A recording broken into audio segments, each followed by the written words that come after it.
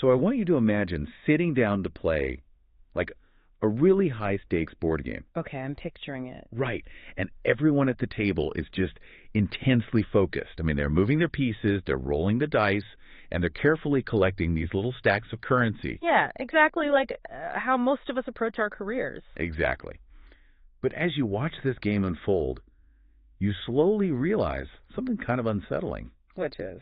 Well, almost everyone at the table, maybe even you, is playing by a completely different set of rules than the person who is actually winning the game. Oh, wow. Yeah, that's a brilliant way to frame it. Right. Because most players are just trying to survive the board. I mean, they're playing to collect a little bit of currency each turn, saving up just enough so they can eventually, stop playing entirely. Yeah, that's the retirement dream, basically. Right. But the winner, they aren't focused on collecting currency at all. They are trying to own the board itself. Right. They're buying up the squares. Exactly. They are building automated systems on those squares that collect currency for them constantly, even when it's not their turn. It's a completely asymmetrical way to play, honestly, and that mismatch perfectly captures the invisible tension at the heart of our entire economy. Yeah, it really does. Because the vast majority of people are playing a game of trading their physical time for a fixed linear reward, like an hourly wage or a salary. Meanwhile, there's this very small, very quiet minority playing a fundamentally different game. Right, a game of leverage, equity, and compounding value. You're playing to survive, and they are playing to own the board. Exactly. So today we are looking at a stack of philosophical frameworks and analytical breakdowns that explain exactly how to stop playing the currency game. And start acquiring the board. Yes. We are systematically decoding a playbook for creating wealth. And what is immediately striking when you read through this material is, well, what it completely ignores. Oh, for sure. It throws out almost everything we're taught. Right. The typical advice we all hear, get a degree in a hot field, hope for a lucky break, climb the corporate ladder to get a higher salary, that is pushed entirely off the table here. Yeah, it's irrelevant in this framework. Instead, the focus is entirely on this triad of concepts: specific, knowledge, leverage, and equity. And we should probably draw a hard line right here at the beginning, honestly. Oh, definitely. Because the moment you start talking about playbooks for wealth, alarms go off for people. People immediately think of those midnight infomercials. Yeah. Right. Or some internet guru selling a course. Exactly. And this material explicitly rejects all of that. In fact, it points out a really brutal economic truth. Which is that the world is incredibly efficient. Right. There are no free lunches. If someone is aggressively selling you a get-rich-quick scheme, that scheme is simply their mechanism for getting rich off of you. Right. If there were a literal, repeatable cheat code to bypass the effort of wealth creation, everyone would execute it. The market would price it in instantly. And it would immediately stop working. So we aren't looking for a shortcut today. Oh, not at all. We are looking at the actual grinding mechanics of transitioning your life's output away from renting out your time and toward owning equity. It's about building an asset that earns while you sleep. Okay, let's unpack this. Because to grasp how to build that system, we have to look closely at why the traditional path is broken. You mean working hard for a paycheck? Yeah. Why is that fundamentally flawed if your ultimate goal is financial freedom? Well, to understand the flaw there, we have to pull apart two words that we constantly use interchangeably. Money and wealth. Exactly. We treat them like synonyms, but they actually describe entirely different universes. Society tells us to chase money, but money is just a mechanism for transferring value. The text calls it an IOU from society, right? Yes, it's essentially an IOU. Yeah, I really love that framing. It's society saying, hey, you did something useful for us yesterday, so here is a token you can redeem for something useful tomorrow. Precisely. It's just a ledger of debts.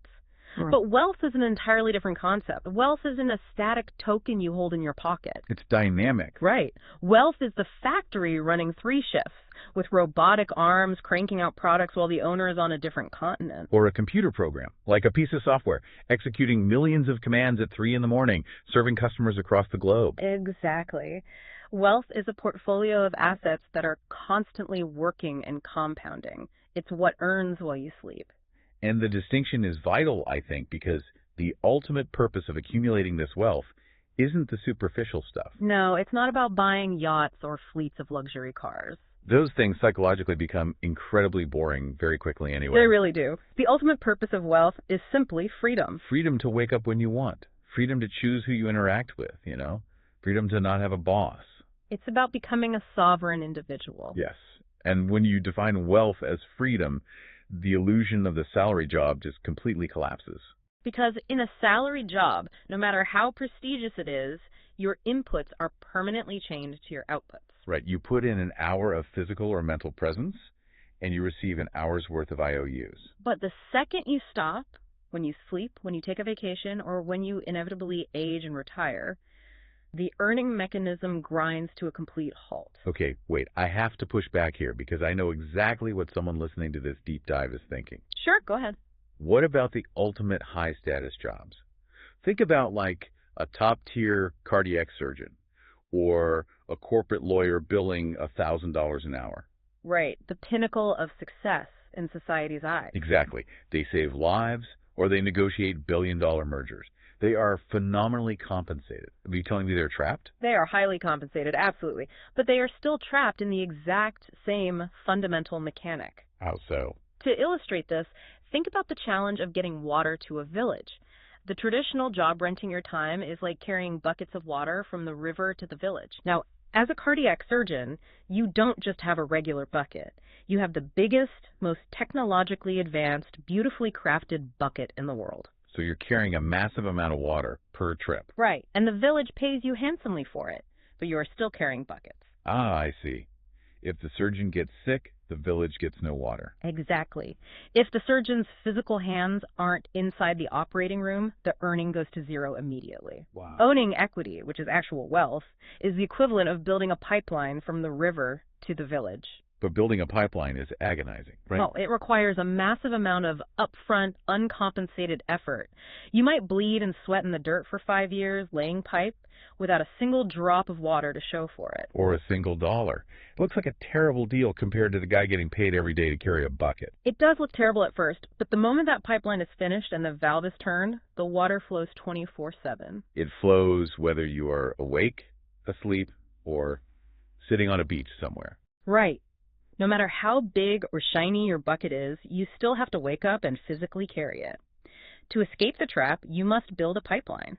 And the really insidious part of this, the reason people don't just stop carrying buckets to build pipelines, is what the material describes as the psychological grip of the salary. Yeah, it actually compares a steady monthly paycheck to a highly addictive substance. It functions exactly like an addiction, doesn't it? Yeah. The monthly salary lulls you into this profound state of complacency. Because what happens over time, you get a little better at your job, right? You get promoted. You start making a slightly higher hourly rate. And immediately lifestyle creep sets in. Right. You lease the nicer car, you get the bigger mortgage, you send your kids to the more expensive school. Your baseline expenses rise to perfectly match your new income. You are now running on a treadmill that is moving much faster and it costs a lot more to maintain. But you aren't actually getting any closer to freedom. You are literally just carrying a slightly heavier bucket. To truly step off that treadmill, you have to divorce your inputs from your outputs. You have to acquire equity. A piece of a pipeline, a business, a brand, or some intellectual property. But society doesn't just hand out pieces of pipelines to anyone who asks. Yeah. You can't just be a generic bucket carrier and expect to be given equity already. No, you have to bring something incredibly unique and valuable to the table to justify getting a piece of the pie. Which brings us to the very foundation of this entire philosophy. The starting point for acquiring the leverage to build a pipeline. Right. Unlocking what the text calls your specific knowledge. And this is a concept that goes against almost everything we are taught growing up. Yeah, we're told to go to a good school, study a recognized curriculum, get a degree in a highly sought-after field, and that will be our ticket to security. But specific knowledge turns that entirely upside down, because the logic of the marketplace is utterly ruthless. Specific knowledge is defined as knowledge that cannot be trained or taught in a traditional classroom setting, right? Exactly. Think about the microeconomics of education for a moment. If a skill can be standardized, put into a syllabus, and taught in a classroom, it means society can mass produce people who possess that skill. And if society can mass produce thousands of people who do exactly what you do, you are fundamentally replaceable. Precisely. If you are replaceable, the market will simply pay whoever is willing to do that job for the lowest possible wage. It becomes a race to the bottom. And looking further down the timeline, if a task is so standardized that it can be taught to anyone, It is only a matter of time before it is standardized enough to be programmed into a computer or a robot. Driving the economic value of that human skill literally to zero. Exactly. So if you can't learn it in an MBA program or like a coding boot camp, where on earth do you acquire specific knowledge? It is entirely idiosyncratic. It is found by aggressively pursuing your innate talents, your genuine curiosities, and your weird, hyper-specific obsessions. It's often the stuff you were doing natively as a teenager in your free time, right?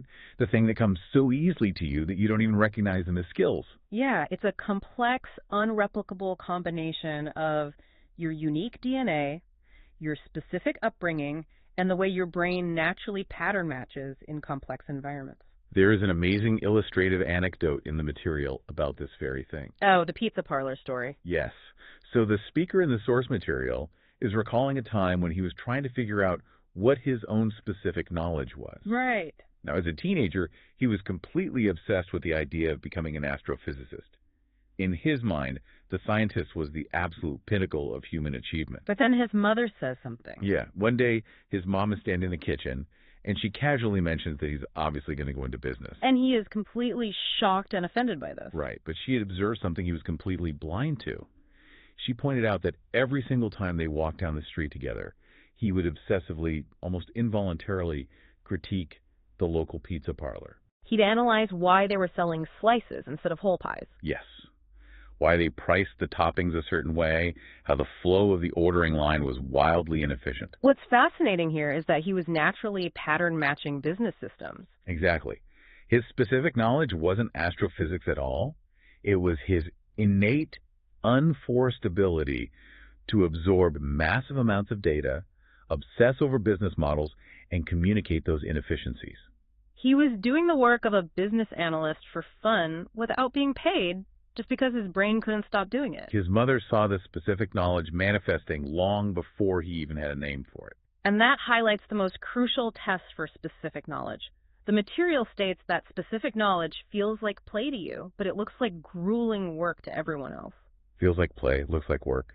That is an incredibly powerful diagnostic tool. It really is the ultimate competitive advantage. Let's look at the psychology behind it for a second. If you are operating in a domain that genuinely feels like play, whether that's analyzing pizza parlor logistics, or writing intricate fantasy lore, or debugging obscure code, you can apply a 100% obsession rate. You don't have to force yourself to do it. You don't need a motivational speaker to pump you up. Right. You will just do it endlessly. You won't burn out. Now, imagine someone else trying to compete against you in that exact same domain, but they are only doing it because they want the salary. Oh, tap out. They have to. They will eventually hit a wall of exhaustion because, to them, the activity is punishing work. So you will outperform them, not just marginally, but exponentially. Because in the domain of ideas and creativity, returns aren't linear. They compound over time. So if you're listening to this, the immediate question to ask yourself is, what are the bizarre intersections of your interests? Right. What do you do on a Sunday afternoon that would sound like an absolute chore to your friends?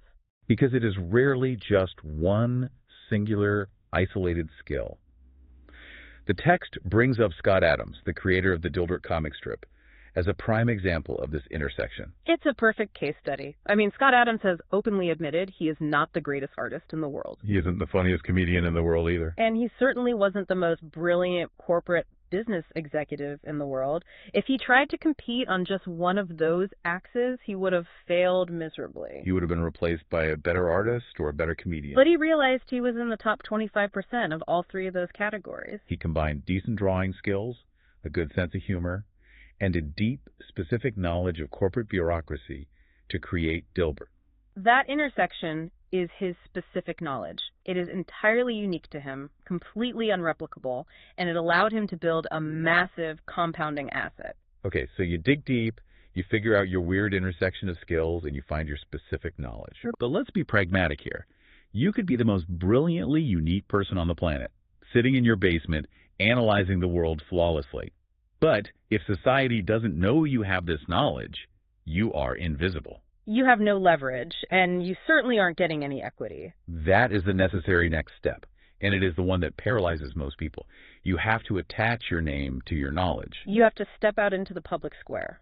Which introduces a terrifying concept, accountability.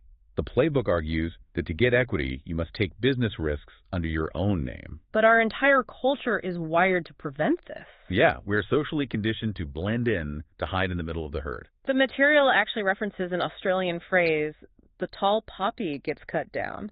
Right. Don't stick your neck out, because the moment you do, you become a target for criticism. And more importantly, you take the blame when things fail. We are biologically wired to fear social exile, which makes accountability feel like a literal threat to our survival. But accountability is a double-edged sword, and that sharpness is precisely where its economic value comes from. Exactly.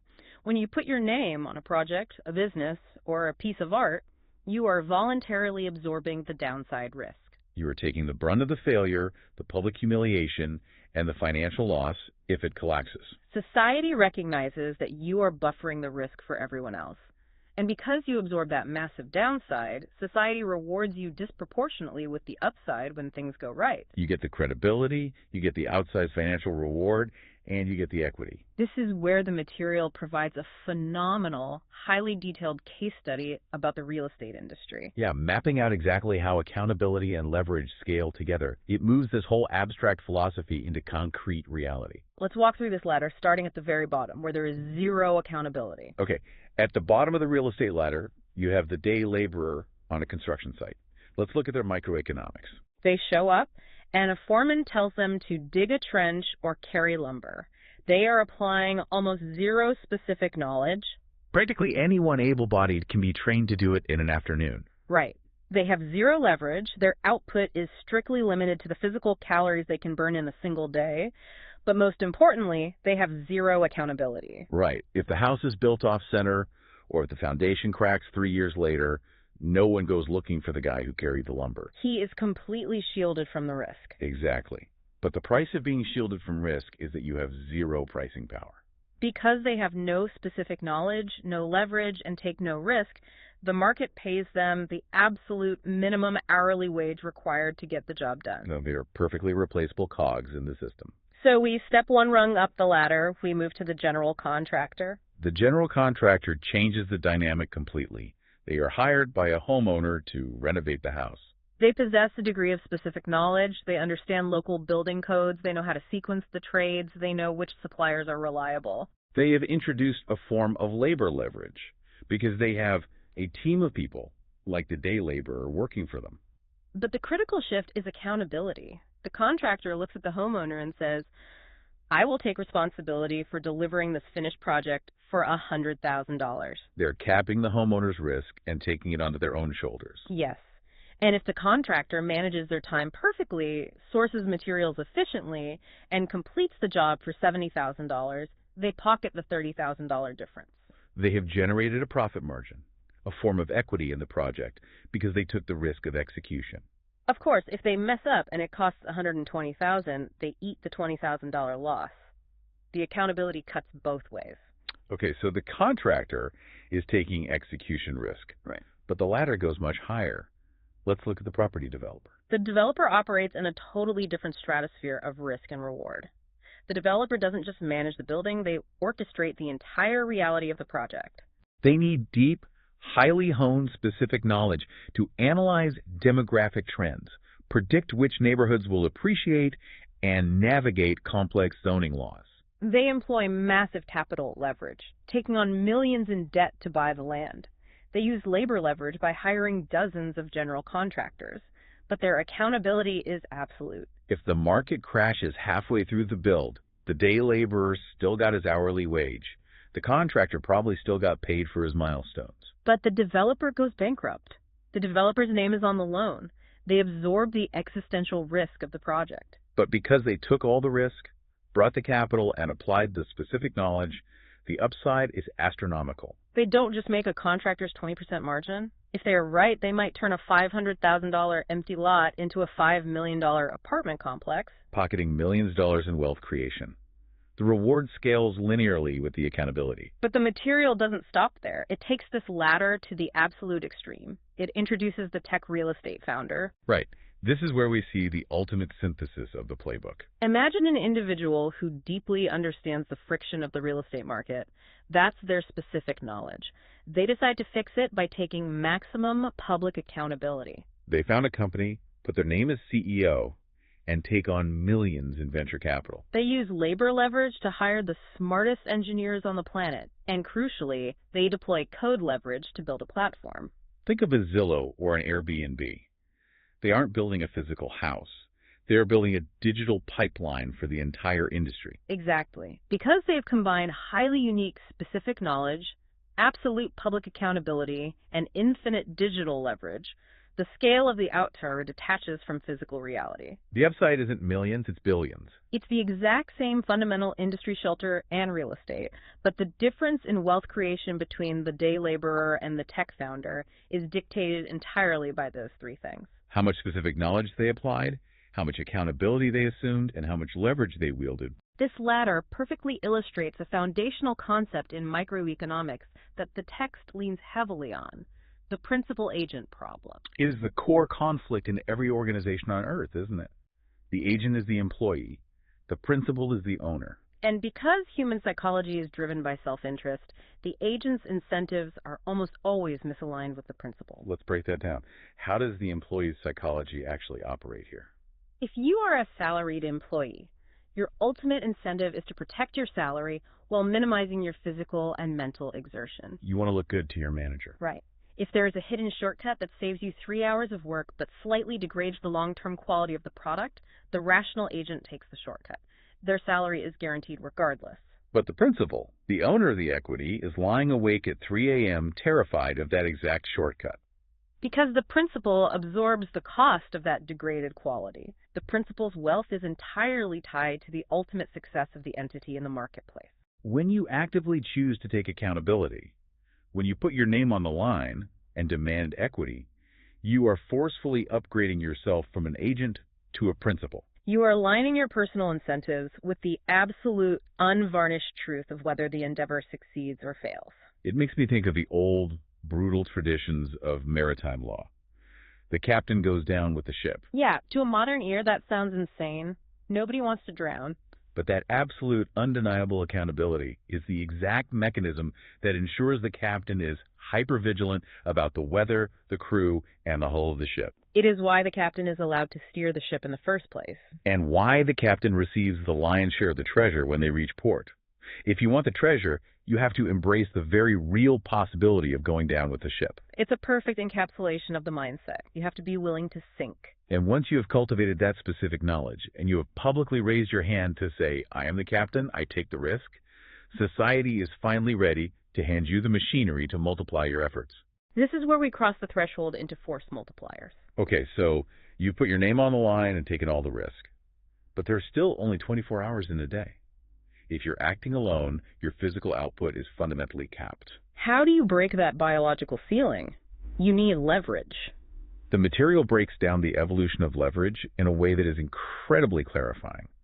Leverage is simply the mechanism that disconnects your inputs from your outputs. Without leverage, you are playing a one-to-one game. 1 hour of sweat equals 1 unit of output. But leverage acts as an amplifier. With the right leverage, 1 hour of your strategic thought could result in 1,000 units or 1,000,000 units of output. And to understand how to wield it, the text walks us through its historical evolution, starting with the oldest and most primal form, labor. Human labor, getting other humans to do the physical work for you. Exactly. From the pyramids to the Industrial Revolution, labor was how you scaled. But the material makes a contrarian point here. It argues that labor is actually the worst form of leverage available to us today. Wait, I really want to push back on that. Society completely idolizes the CEO who commands an army of 10,000 employees. Right. Politicians brag about creating jobs. Having massive labor leverage is viewed as the ultimate status symbol. You're telling me that's a bad position to be in? Why? It is a status symbol, but practically it is a nightmare of friction. Think about the reality of managing human beings. Humans are incredibly complex, messy, and driven by their own agendas. We just talked about the principal agent problem. Managing an army of people requires immense specialized leadership skills. People get sick, they have bad days, they unionize, they misunderstand directions. The text bluntly points out that when you rely on labor leverage, you are always one bad management decision away from a mutiny. It requires massive amounts of energy just to keep the leverage functioning. So it's incredibly heavy and inefficient, which is why, as economies matured, we shifted to the second form of leverage, capital. Capital money was the defining force multiplier of the 20th century. This is the era of the mega financiers, the Warren Buffetts. Capital is vastly superior to labor because it scales effortlessly, doesn't it? A dollar doesn't get tired. A dollar doesn't complain. If you are a brilliant allocator of capital, managing $1 billion requires roughly the same amount of physical effort as managing $1 million. The math just scales up. But there is a massive bottleneck with both labor and capital, isn't there? Yes. They are what the material defines as permissioned leverage. This is the crucial barrier. If you want to use labor leverage, you need permission. People have to agree to follow you. You have to convince them to work for you. If you want to use capital leverage, you need immense permission. You need wealthy individuals, banks, or venture capitalists to trust you enough to hand over their money. You cannot simply wake up one morning and decide to deploy permissioned leverage. You have to navigate gatekeepers. Which brings us to the absolute breakthrough, the paradigm shift that has created the staggering, unprecedented fortunes of the 21st century. The newest forms of leverage, code and media. Code and media fundamentally rewrote the physics of economics. They are products that possess no marginal cost of replication. Let's make sure that concept is crystal clear. Why does the marginal cost matter so much? In the physical world, if you build a chair, it costs you wood and labor. If you want to sell a second chair, you have to buy more wood and use more labor. The cost of producing the next unit, the marginal cost, remains high. But with code and media, you do the work once. You spend the grueling hours writing the software, recording the podcast, or authoring the book, but creating the second copy or the millionth copy costs absolutely $0 and zero human effort. The internet, acting as an infrastructure of light and servers, distributes it globally for free. And the most revolutionary aspect of this, code and media are entirely permissionless. That is the magic word. You do not need anyone's money to write code. You do not need a gatekeeper at a publishing house to release a book. You don't need a television network executive to greenlight your video. Any listener right now can sit down at a laptop, create a piece of media or a simple application, and push it out to a potential audience of billions. You have access to infinite leverage, and you don't have to ask a single person for permission to use it. The material makes an observation about this product leverage that actually gave me pause. It points out that code and media are uniquely egalitarian. We often think of wealth as exclusionary, but think about the reality of tech products. Jeff Bezos is one of the wealthiest humans in history. Right. Because he has infinite capital leverage, he can hire private chefs to cook meals we will never experience. You can use labor leverage to get a private jet to fly him to a private island. But when Jeff Bezos opens his phone, he doesn't get a better, richer version of Google search than you or I do. He doesn't get a VIP version of YouTube. He consumes the exact same product leverage as a teenager in a coffee shop. Exactly. Because it costs nothing to replicate the very best version of the software, there's no reason to restrict it. Product leverage creates a positive sum reality where the highest quality output is universally accessible. Furthermore, the text makes a speculative, almost sci-fi point about where this is heading. Oh, about the robots. Yeah, we are constantly worried about the impending robot revolution, picturing physical terminators taking our jobs. The author argues that the robot revolution has already occurred. We are living in it. The robots are just software. They are packed into massive football field-sized data centers out in the desert, quietly humming away. They are routing our traffic, executing stock trades, rendering graphics, serving web pages. And through code leverage, you can command an army of these software robots to work for you tirelessly while you sleep. So let's look at the board game again. If code and media are completely permissionless, and they provide access to armies of software robots that work for free, what is our excuse? The barrier to entry to build a pipeline has literally dropped to zero. The only barrier remaining is whether you possess the specific knowledge to build something society actually wants, and the courage to attach your name to it. But hold on. I'm imagining having command over 1,000 of these software robots. That is terrifying power. Right. If you have infinite leverage pushing you forward, what happens if your compass is off? If you have massive velocity but poor aim, you aren't going to reach the treasure. You're just going to drive your ship into the rocks 1,000 times faster. That terrifying reality introduces the mechanism that governs everything else. In an age of infinite leverage, your execution matters less and less, and your judgment becomes the single most critical skill you can possess. Leverage is entirely blind. It does not care if your idea is brilliant or suicidal. It will simply multiply whatever direction you point it in. Judgment is the steering wheel for the leverage, and the material breaks this down by addressing something that aggravates a lot of people. CEO compensation. Yeah, we look at the astronomical, sometimes seemingly offensive sums of money paid to top-tier CEOs or investors, and it feels fundamentally broken. It feels broken because we are still applying the logic of the day laborer. We assume that financial compensation must be linearly tied to physical hours worked or calories burned. Under that logic, a CEO making $50 million a year makes absolutely no sense. But the board of directors isn't paying the CEO for physical labor. No one cares if Warren Buffett wakes up at 4 a.m. or 11 a.m. No one cares if he is sitting at a desk or reading a book on his porch. They are paying exclusively for the accuracy of his judgment. Because of the payload his decisions carry? Precisely. The payload is massive. If you are steering a $100 billion corporation, your micro decisions have tectonic consequences. If you are hiring a CEO and candidate A has a track record of being right 70% of the time and candidate B is right 80% of the time. That 10% delta in judgment doesn't just equal a slightly better quarter. That 10% difference translates to billions of dollars in value created or an entire company going bankrupt. The shareholders will eagerly pay candidate B hundreds of millions of dollars to secure that tiny edge in judgment because the leverage amplifies that edge into billions. There is a vivid contrast used in the text to hammer this home: the lumberjack versus the software engineer.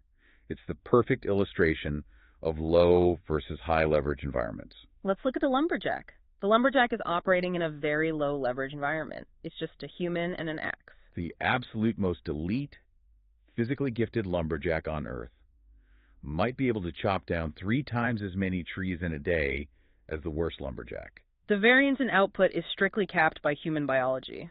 Judgment matters very little. You just point at the tree and swing. But the software engineer operates in an environment of near infinite leverage. Exactly. And because the leverage is so high, the variance in output is staggering. A software engineer with terrible judgment can work incredibly hard. They can pull 80-hour weeks, drink endless energy drinks, and spend an entire year writing brilliant, flawlessly formatted code for a product feature that absolutely nobody wants. They have effectively destroyed capital and wasted a year of human effort.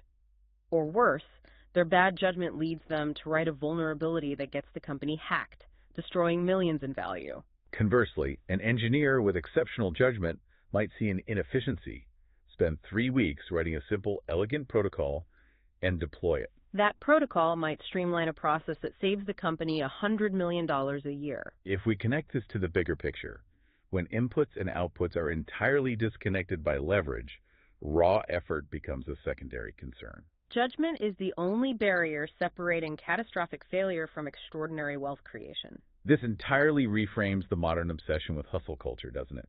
We are constantly bombarded with messaging telling us to grind, to outwork the competition, to sleep less.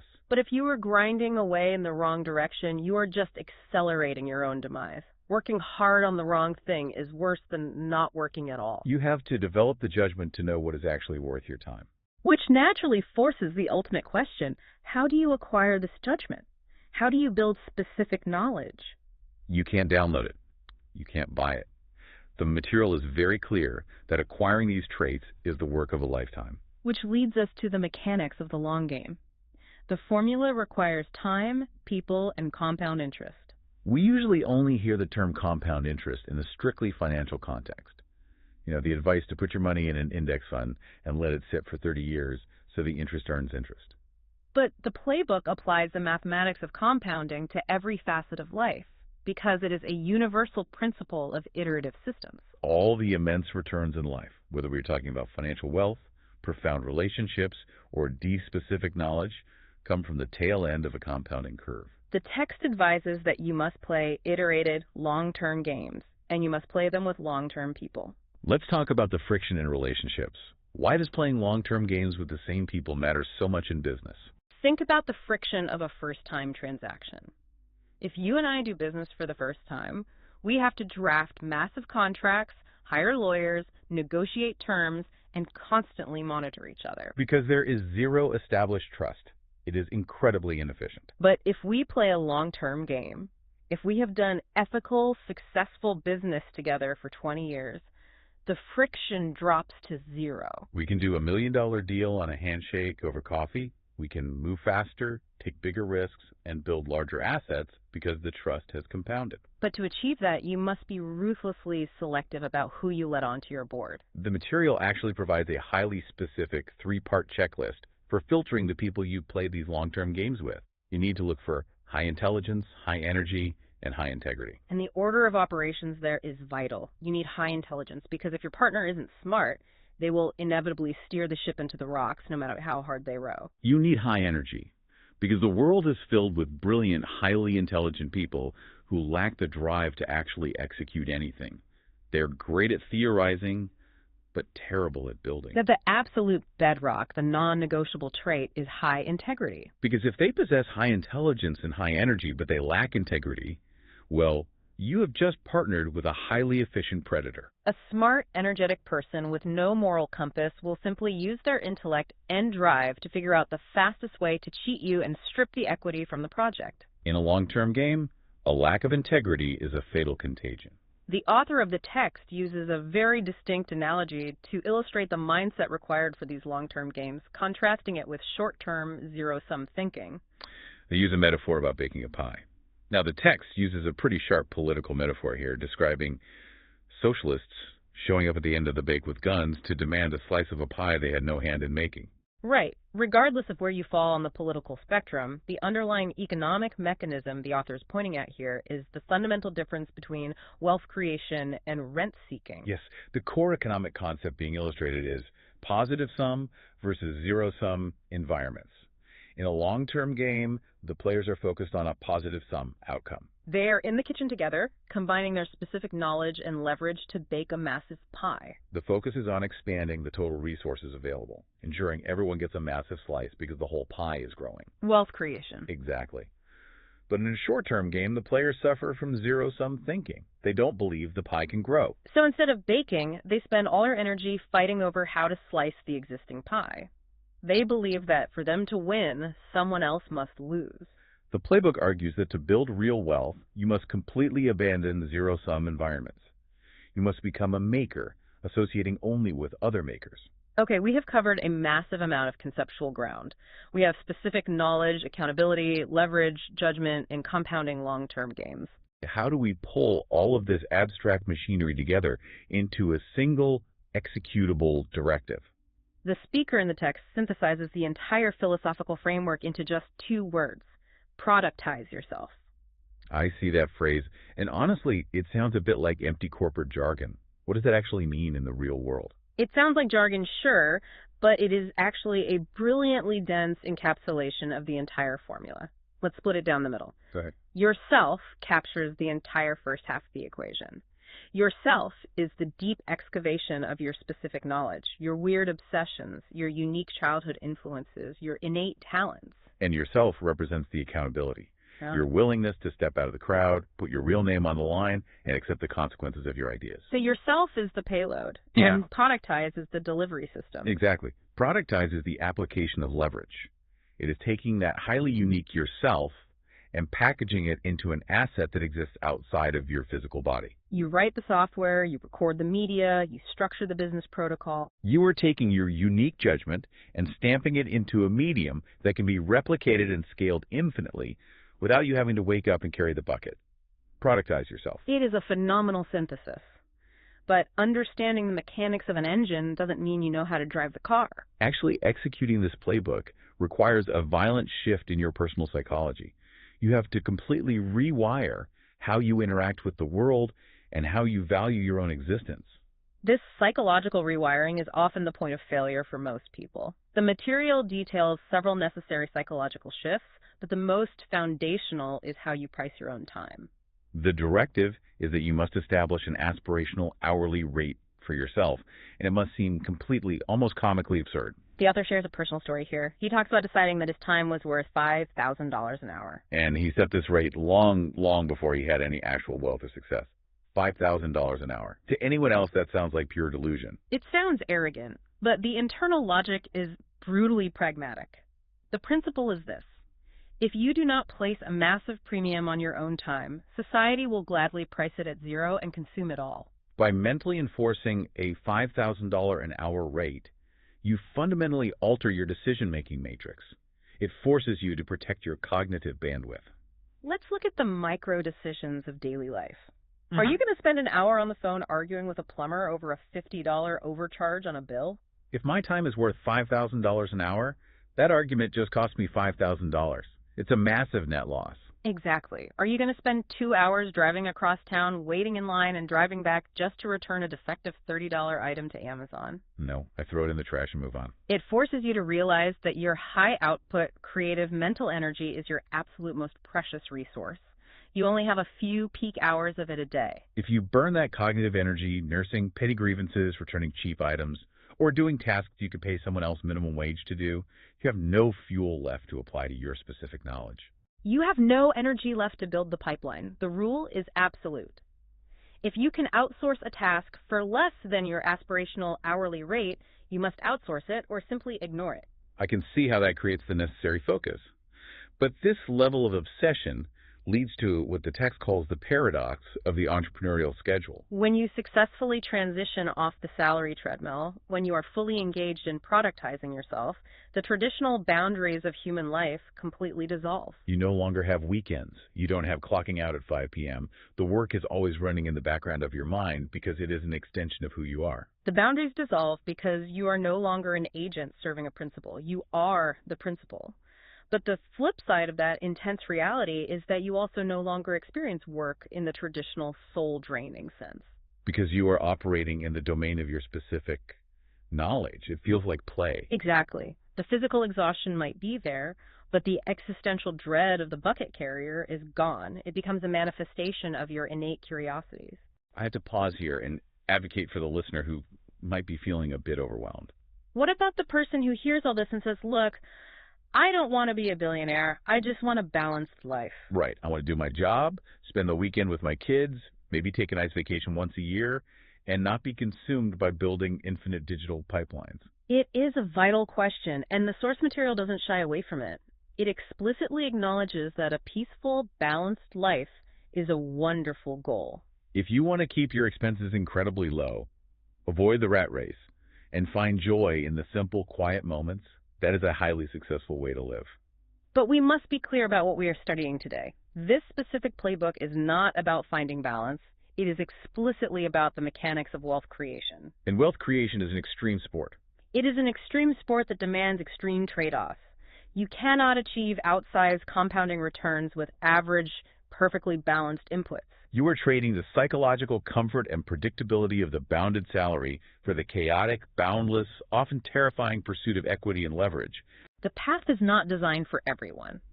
But for those who consciously choose to sit at the table and play the game of wealth, the physics of the game are undeniable. Let's pull the camera back and recap the complete formula we've decoded.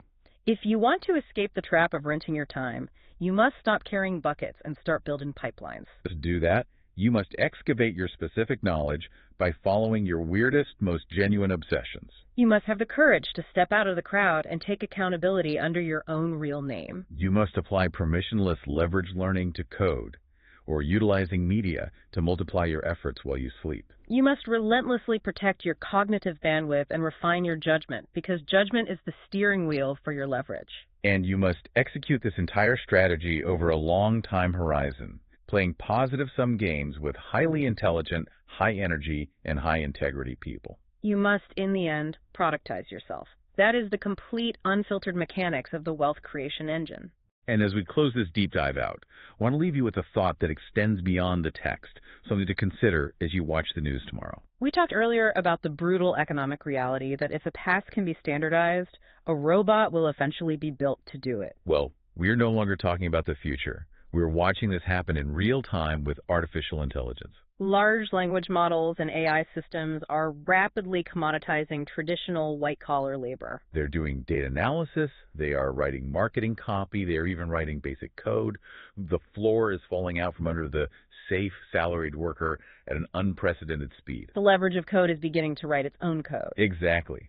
And in a near future where AI can perfectly handle anything that is predictable, programmable, or standardizable, what is left? The only remaining value in the economy will be the unprogrammable. Our purely human-specific knowledge, our bizarre, messy intersections of personal interests, our unique lived experiences, our irrational human intuition, and our willingness to take personal accountability. Those traits might not just be a playbook for getting wealthy anymore. They might be the only viable survival strategy left in the economy of tomorrow. When the machines can do everything that can be taught, the only premium left is the unique fingerprint of the unteachable. So think back to that board game we discussed at the very beginning. You are no longer blind to the mechanics. You now possess the rule book. You understand the fundamental difference between surviving the board to collect currency and building the pipelines to own the board. The only question left to answer is, how are you going to play your next turn? Thank you for joining us on this deep dive. Go out there and productize yourself.